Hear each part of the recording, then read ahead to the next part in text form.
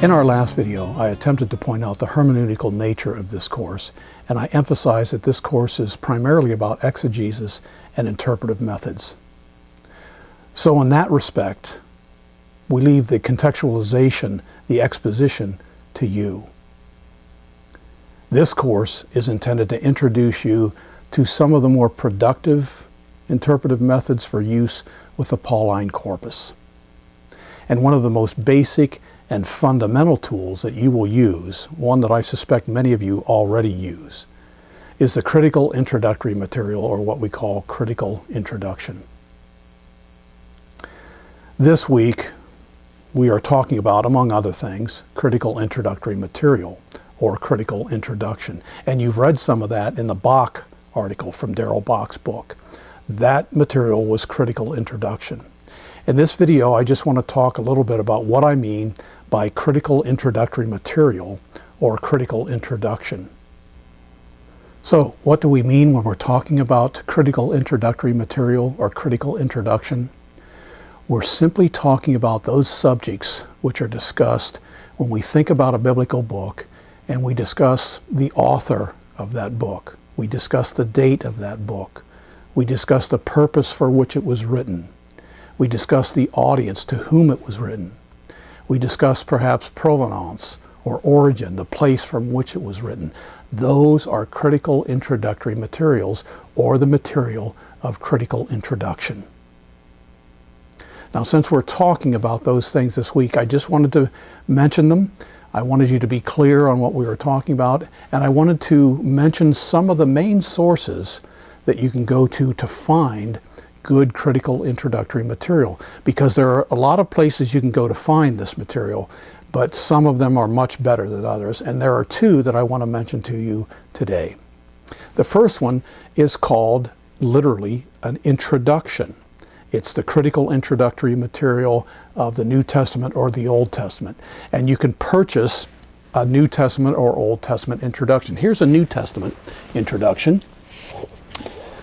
It's a rather large book, and this is a particular New Testament introduction. That is, in fact, the title of it, New Testament Introduction by Donald Guthrie.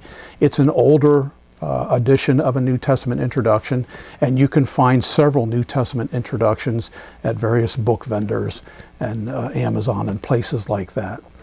But all this book deals with, and all a New Testament introduction deals with, are those critical introductory materials for each New Testament book. Now, you can also purchase or use critical commentaries to find critical introductory material. And by critical commentary, I mean to distinguish that from what we might call a popular commentary. For instance, John Stott's commentary or volume on the book of Acts, a very good commentary, very good popular commentary, and I love Stott, but this is not a critical commentary. And so you don't find the same kind of material in Stott's book that you might find perhaps in a critical commentary. Here's a critical commentary on the book of Colossians by Peter O'Brien. This is from the Word Biblical Commentary series. I think one of the best critical commentary series in existence. But when we use a critical commentary, you may not care for the comments in the commentary. Perhaps they may be too technical or too language oriented. This book deals primarily with the Greek text, and so we may not be comfortable using that book.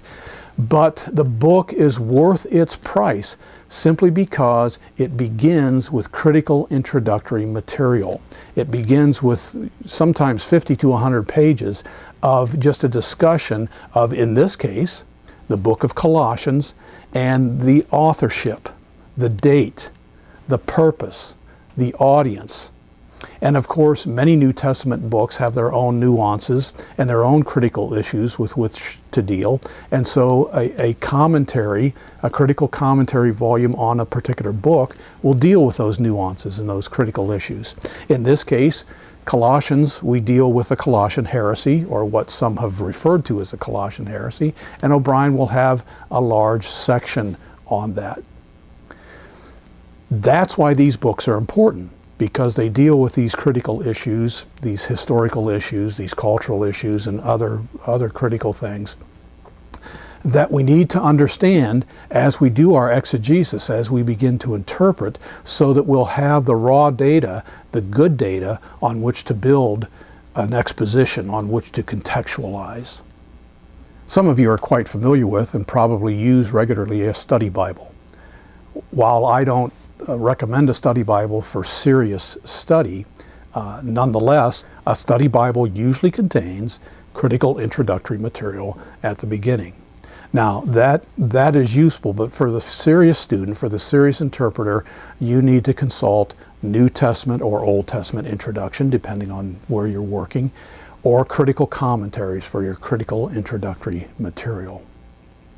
Those are your best sources. Again, you can find it in other places, but when you're looking for this kind of material, you want to use a New Testament or Old Testament introduction and critical commentaries using their discussion of the critical introductory materials.